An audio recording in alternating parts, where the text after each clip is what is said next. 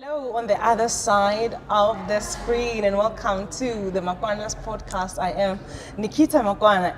And you know I don't do this business alone. I am with my co-host, my business partner, who is also my special husband, the one and only Mompoloki Makwana. How are you doing, Papi? I'm fine and super excited. And I'm so excited for everything we're going to talk about today.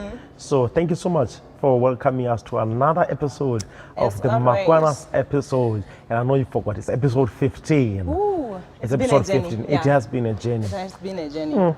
I remember sometime, I think last year we had only shot 10 episodes, right? Yeah. In a whole year. In a whole year, yeah. You know, we had to learn the whole process of staying consistent, showing up. And I'm realizing that already we are in the second, it was actually the 5th week of the year, right? Yes, we started the 5th week of the year. We give God the glory. The 5th month of the year, and we managed to produce like 10 episodes. Yeah. But now remember, it's the second month of the year, and we're already at the 5th episode. Yeah. So it's quite a journey, and not only just about the consistency with the podcast. I think one of the things we got to learn is how much this is work. Yeah. I see why most people would rather have this as a full-time job. Yeah. They are podcasters and they earn millions, from a lot of money from it. And I think when you are talented, the ability to not spread yourself thin, it's a powerful thing. Yeah. And to be able to say, I have so much in plate, I have these thoughts, I have that, which one should come first? And it was also prioritizing. I think that it was quite stretching for me personally because I felt like we jumping into it, doing it, it was going to be an easy journey. It's just somebody sitting, you know, us sitting, having a discussion, which was something that we always do at home.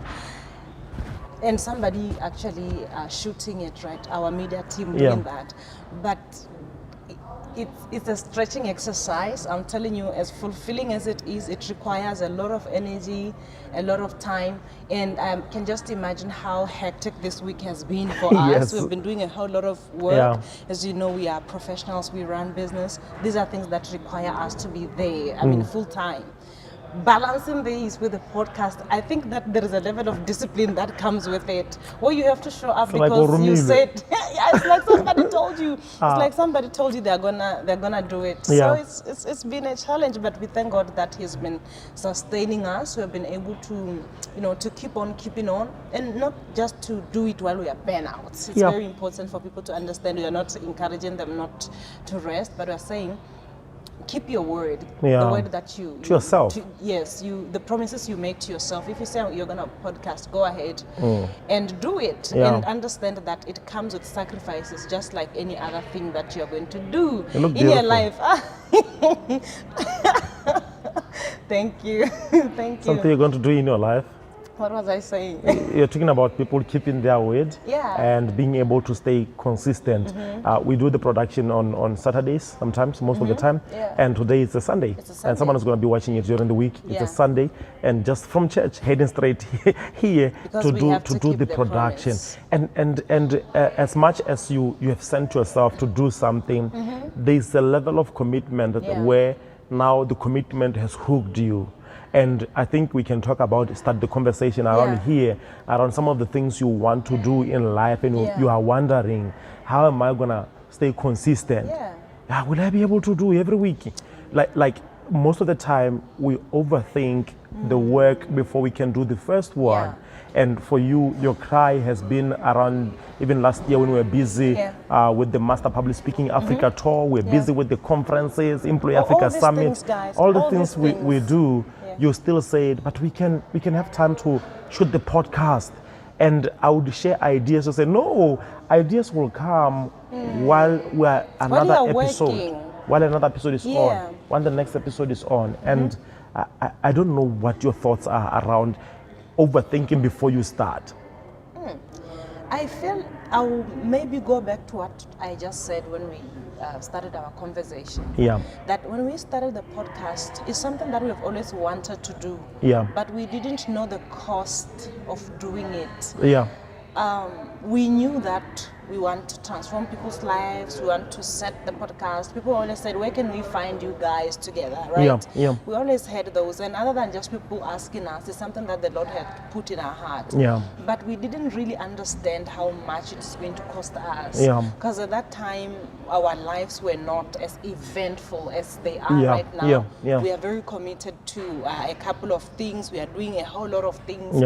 So I'm thinking in my mind that understanding that whatever that you do in life can be costing. It's very critical. And understanding that the cost is not the cash. You know, the cost it's is just to say it. it's part of it. It's part of the process. Hi, and thank you.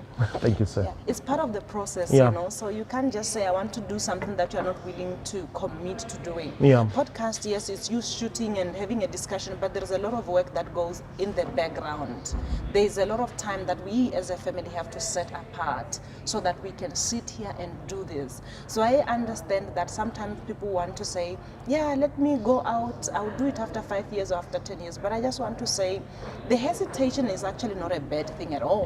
It gives you time to reflect on, is this something that I'm really willing to do? How ready am I to do it? And most people get stuck there.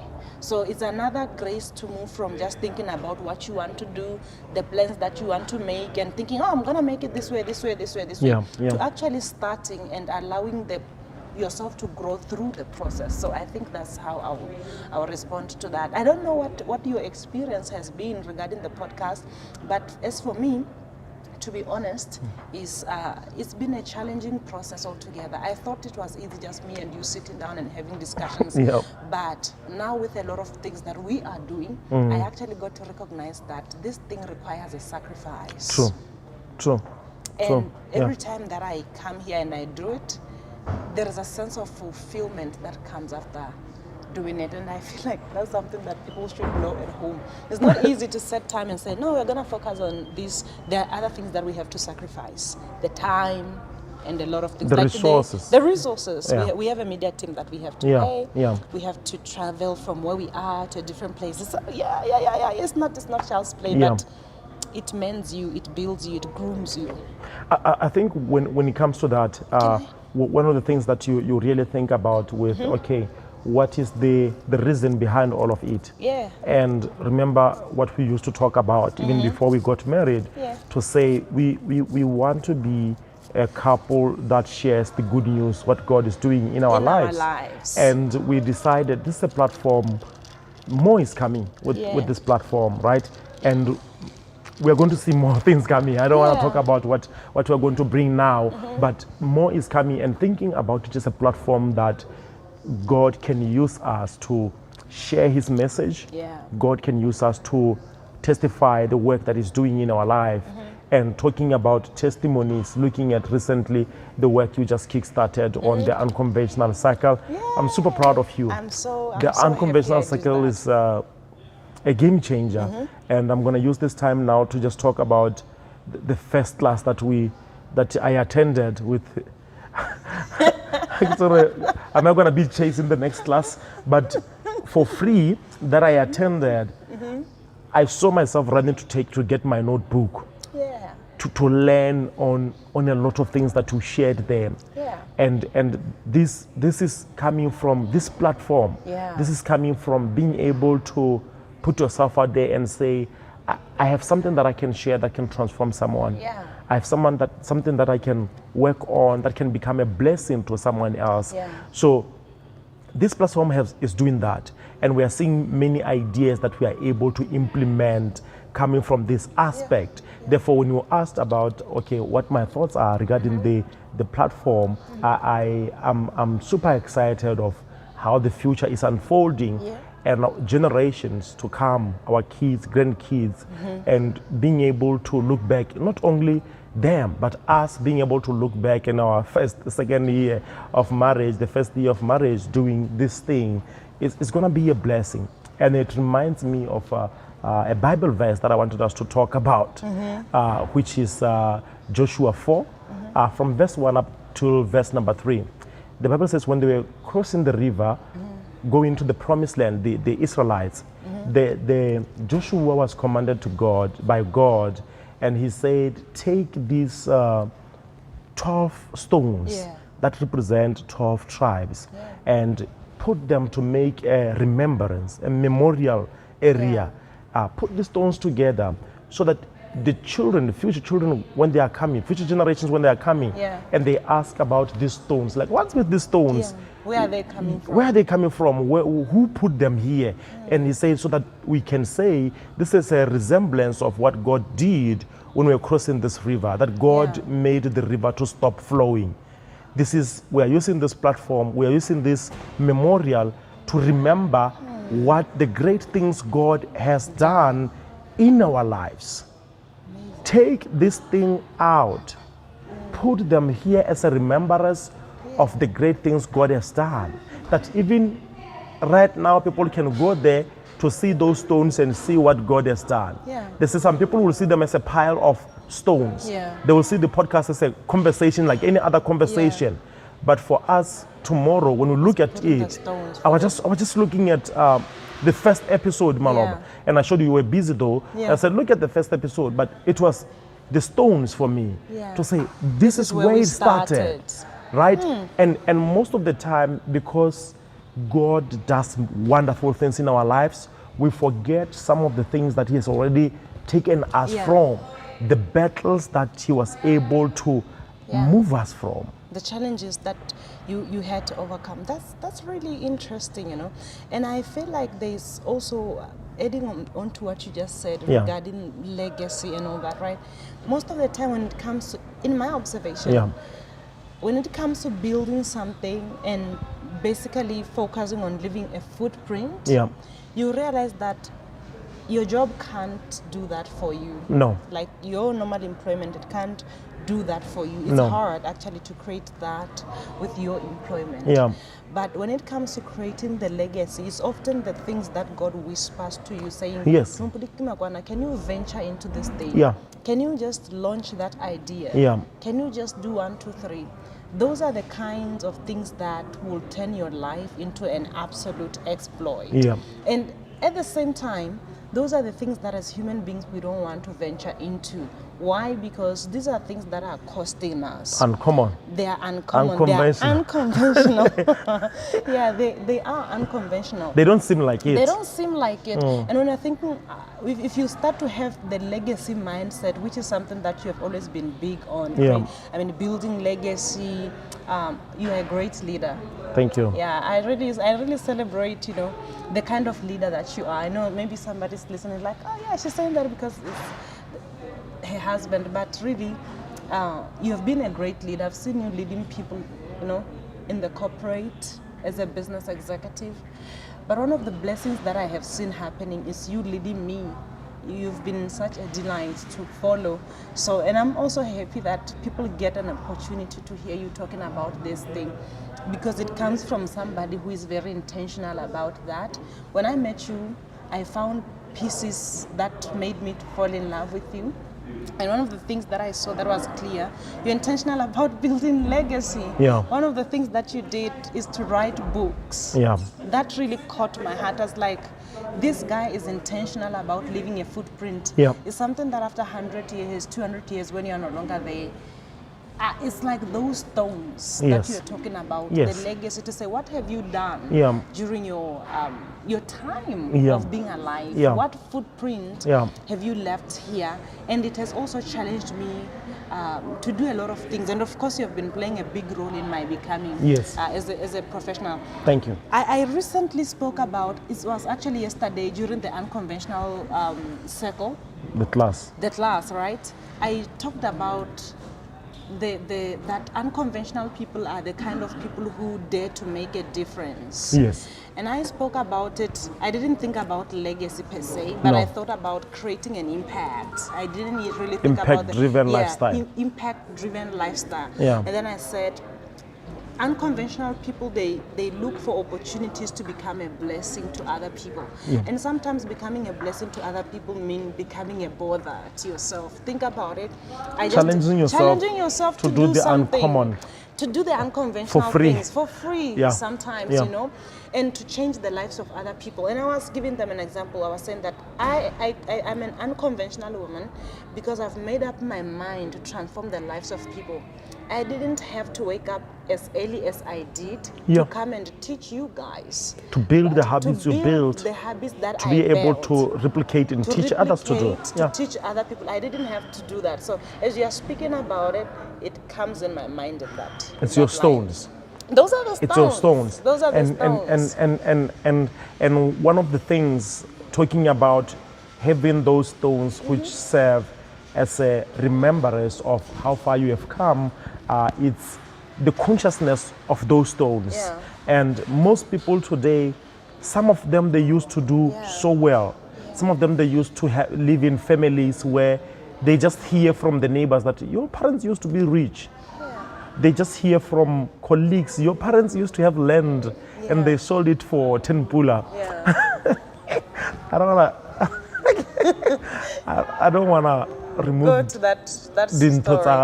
No, but it's a real story. It's shareable. Yes, but what I want to land on is most of the time we forget where we come from, and the consciousness to know that any small win, any improvement, any blessing, any testimony today is a launch pad for tomorrow. Where now at a personal state, you may feel it's irrelevant because now you have been promoted 7 times. But there are people who need your testimony in your first promotion.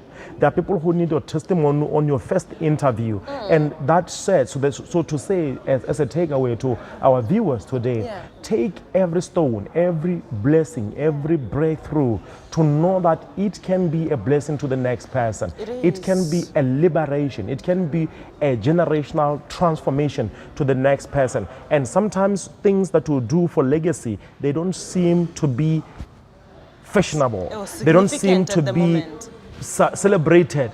There are no awards for the destiny you are working on.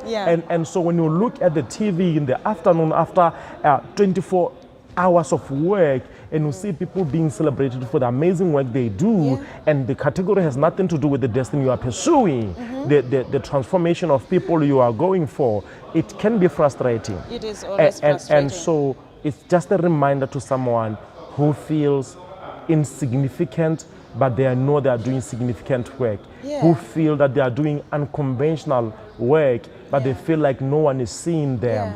Put the stones. Keep putting one stone after the other, every blessing after the other, every testimony after the other, because at the end of the day, that becomes someone else's inspiration for them to take their life to the next level. Many people are struggling and they seem like they're doing well because they're doing the fashionable. Many people are poor, but they want to look like they're doing well because they want to look the part. But where God is calling you may not seem the part. It may seem a laughing stock matter. It may seem like, but at the end of the day, people who count on you, they will not say that. They will see the stone and they will take the baton. You talked about passing the baton. We don't pass the baton before we set our stones.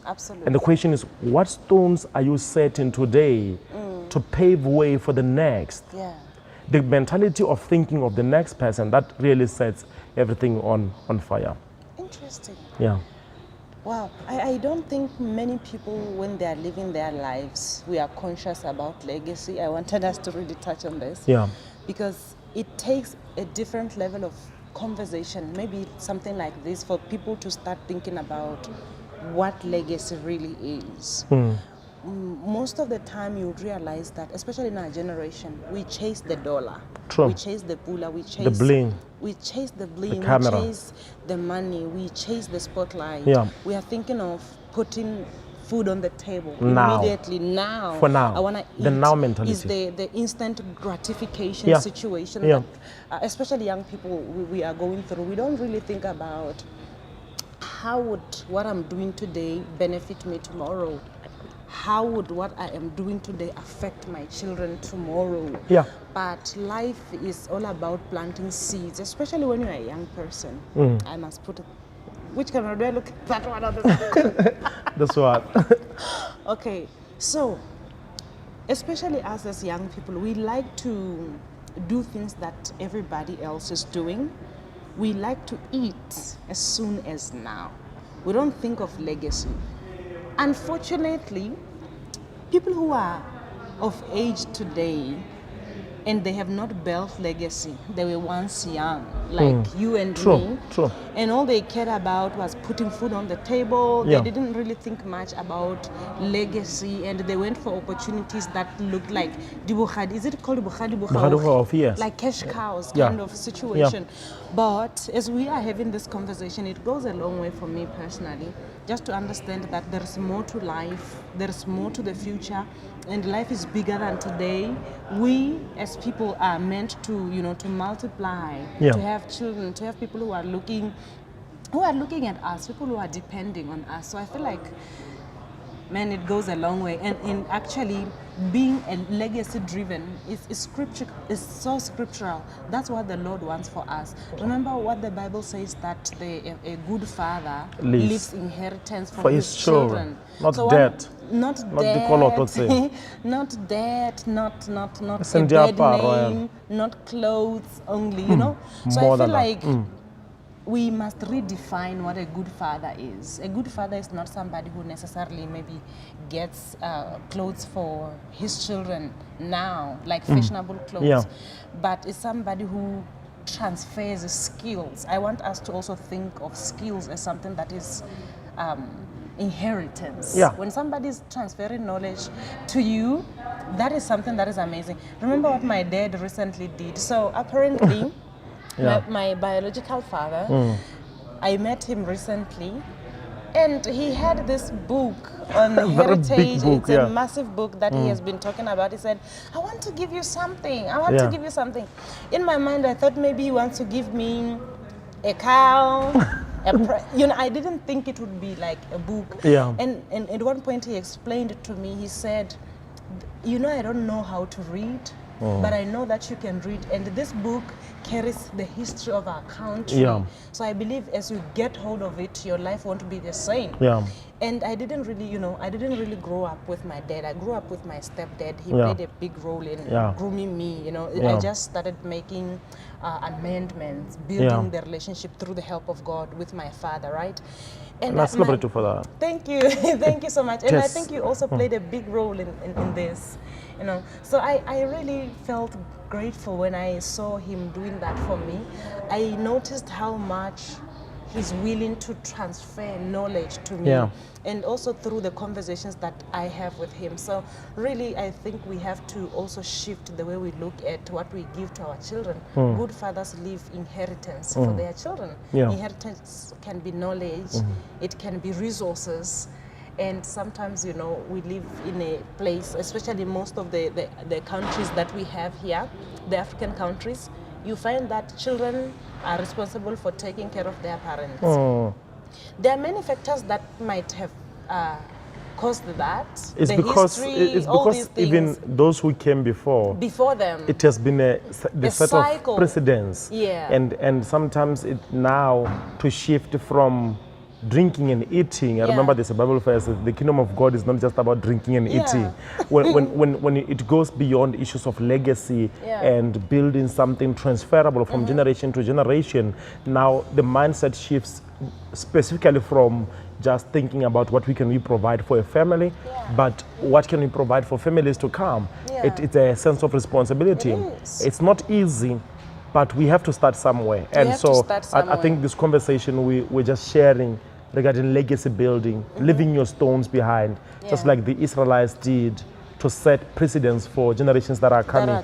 It's very important. It's a big one. Talking about generations, we are living in the generation of the online, social media, a lot of work that we are seeing. Even this will be on the social media platform, right? Yeah. How can we today leverage on it to amplify the good work we do. The Israelites, they left their stones on the ground. We leave our stones online. And I think that they left the stones. We today, we are leaving videos. True. We are leaving pictures. Yes. We are living buildings. Yes. We are living a whole lot of things, and it's a very good consciousness that you are bringing. Because we might not necessarily cross the rivers because we are flying. You know what I'm saying? True. So, but at the end of the day, everybody's actually building a legacy, one way or the other. We are building a legacy, So especially that when you talk about social media, we're only looking at it from the place of, no, I want to post what I want. I just want to post my meal. There's nothing wrong with doing that. But social media doesn't forget, as people always say, and you recognize that history also doesn't forget. That is why people had to create, to leave those stones so that the generations and the people who are coming after them can be able to see them. So today we have social media, we have Facebook, we have YouTube, we have all these things. TikTok, LinkedIn, Twitter. TikTok.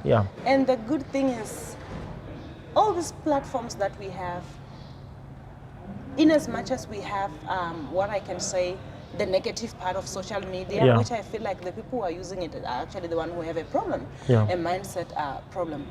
I realized that we can transform the lives of other people through our social media platform. Beyond our rooms, beyond our nations. Beyond our nations. We're actually global citizens, you know. And we know that in today's era, in today's age and time, people don't only hire you based on the CV that you submitted. No. They also hire you based on how you conduct yourself on social media, the kind of posts that you put out there. And sometimes when you say this thing, you become a foil to a lot of people. They're like, no, you guys, let us live our lives. But as a transformational coach, as somebody also who God has blessed to be in boardrooms where decisions are made about young people, I have seen young people being disadvantaged because of nude pictures in their phones. I'm also an employer, True. I have seen myself finding it very difficult to hire somebody who posts nude pictures, especially when it comes to one of the businesses that I run, the school. Parents are very particular when it comes to who teaches their children. True, they are all over social media today. All over social They'll media. check Even every the aspect. Are all over social media. So it is really something that we have to be extra careful about and conscious about. And legacy doesn't start happening, or you don't start building legacy as an older person. You start building legacy now, and even as an older person, you have not started well. I believe you can make a transition. And one of the powerful things that I think we should make people aware of, it's not about just living a fake life or all positive, always dressed up well, good clothing. It's an element of integrity, being able to put out your character, being able to put out your expertise, being able to put out your skill set out there is very crucial.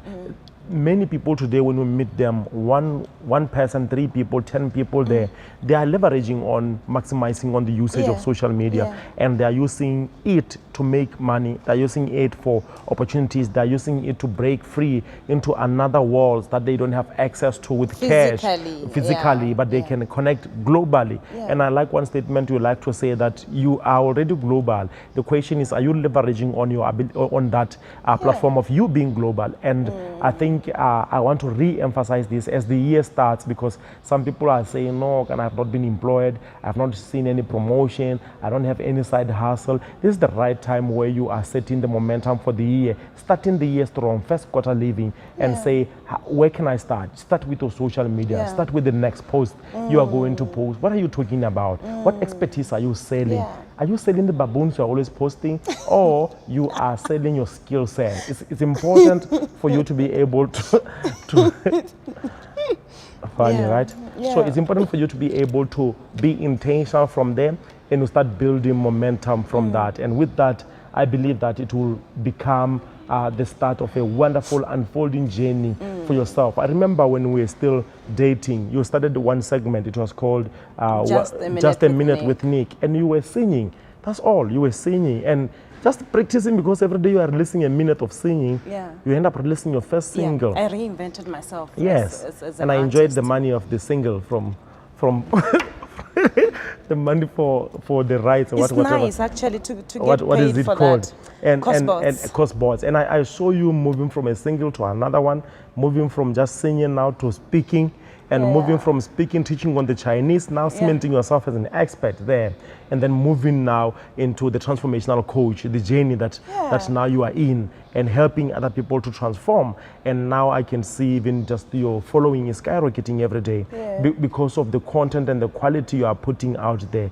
Let me say something here very important. Before, let me sit properly also. Yes, before people just didn't care how you show up in social media. Today, people care.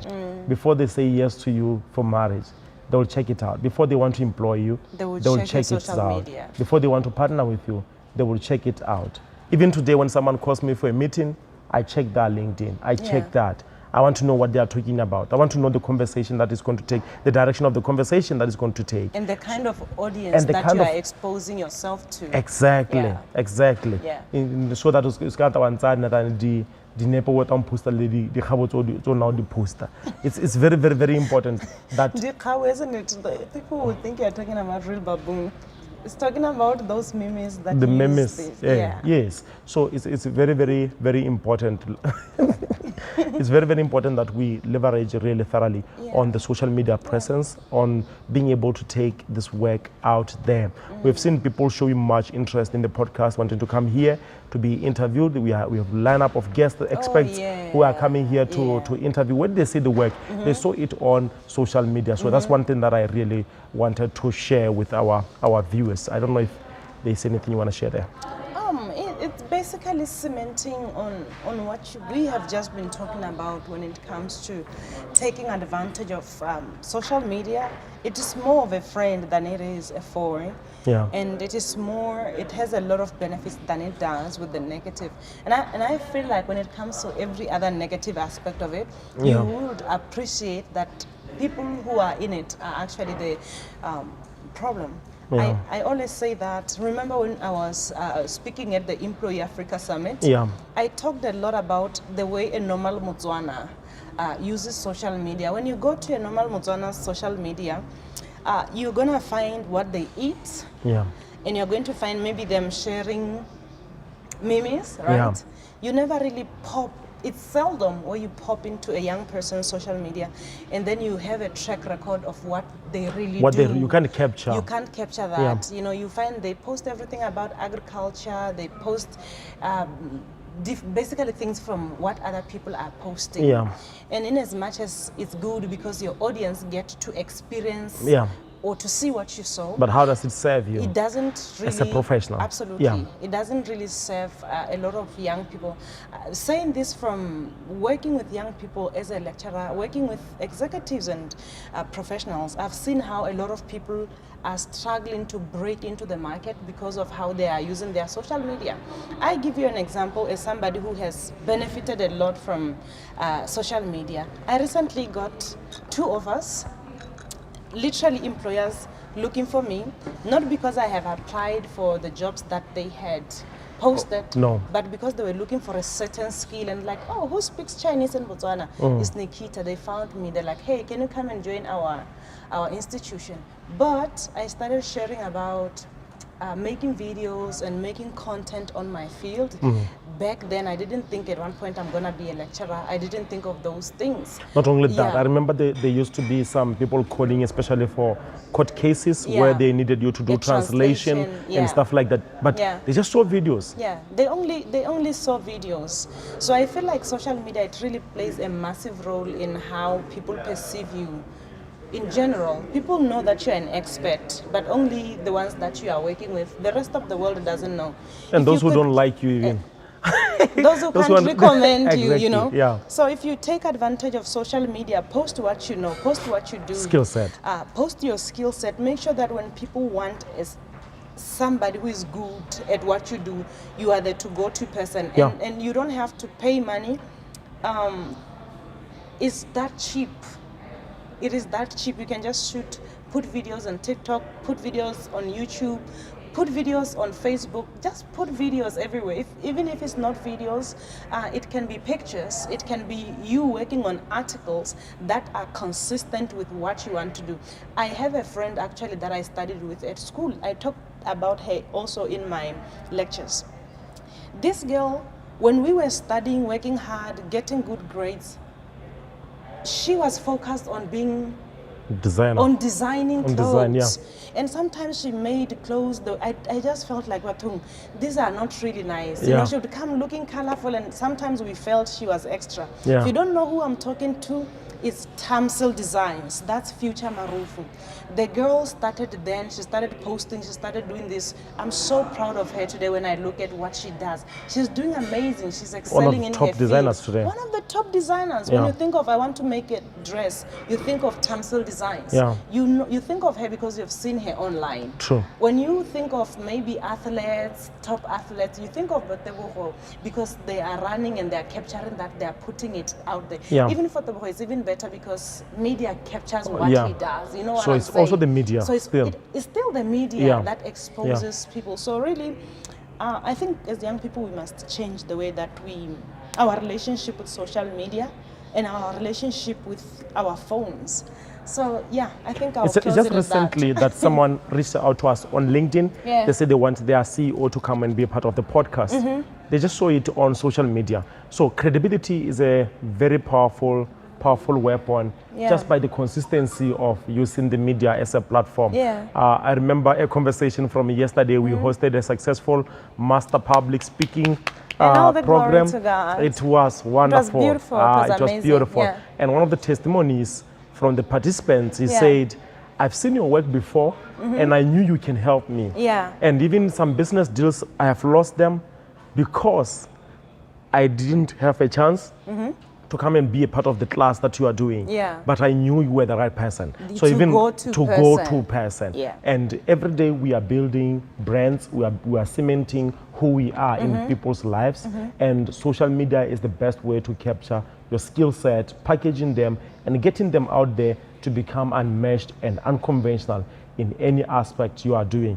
Talk to people about the program you are running on helping them to position them in social media and where they can check where you can help them to position, package themselves.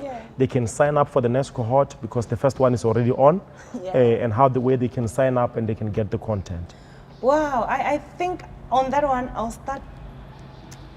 start first with gratitude. You know, I've had this idea of running the unconventional circle, but of course my timetable, my schedules, I didn't know if I'll be able to, to do it. But since it's launched, since we advertised, talking about what the unconventional circle is all about, we are so mind blown by the kind of messages that you have sent to us. We've actually received messages even from places that we didn't expect. We have people who signed up from China.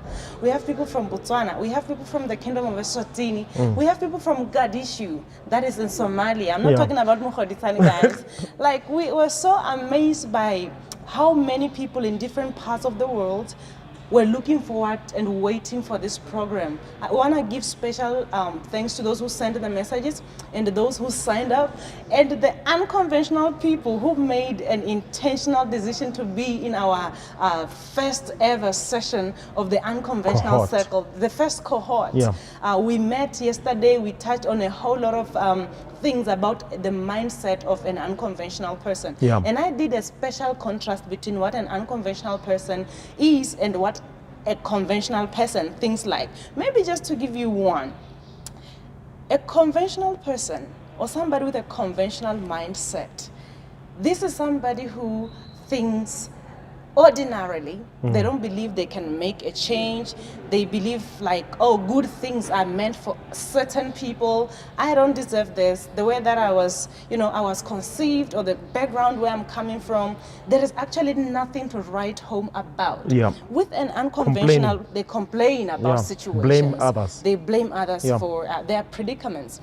But somebody with an unconventional mind, they spot opportunities. They understand that I might not be coming from a family where, we have all the resources, a silver plate, etc.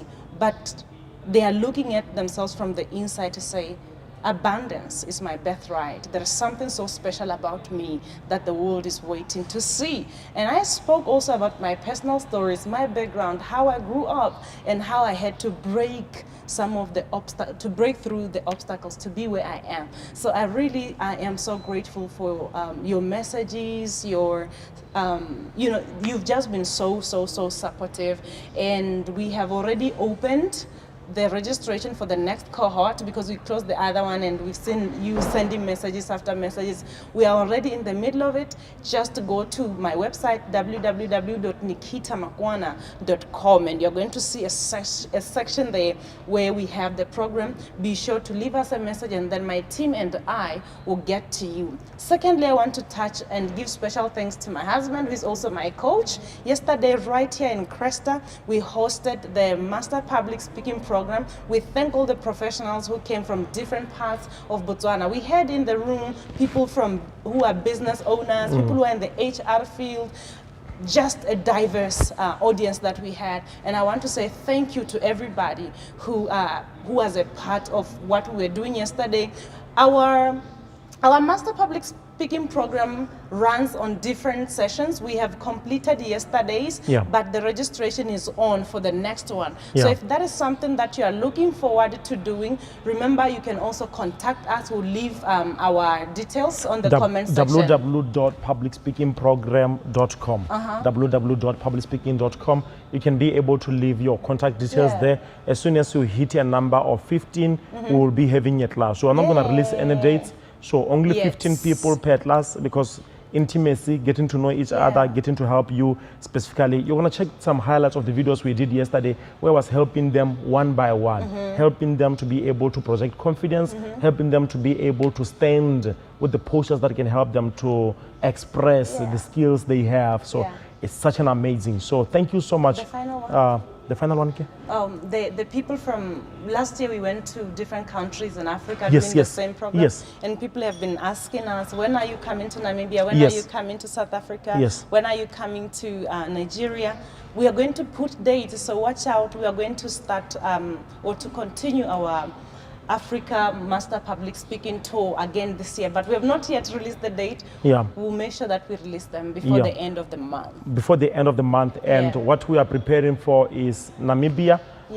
In March, our agency there is working on the dates, so we'll be able to communicate that, but we use the same website, www.publicspeakingprogram.com. From us to you and your family, have a wonderful week. Be blessed in this new month. Make sure that you make God your best friend and see things turn out for your good. Thank you so much. We are so excited every time when you join us here. We really appreciate you. We celebrate you. Remember to like, to subscribe, to leave us messages, and also to share what we are doing with your family, with your friends. We wish you a special month of February.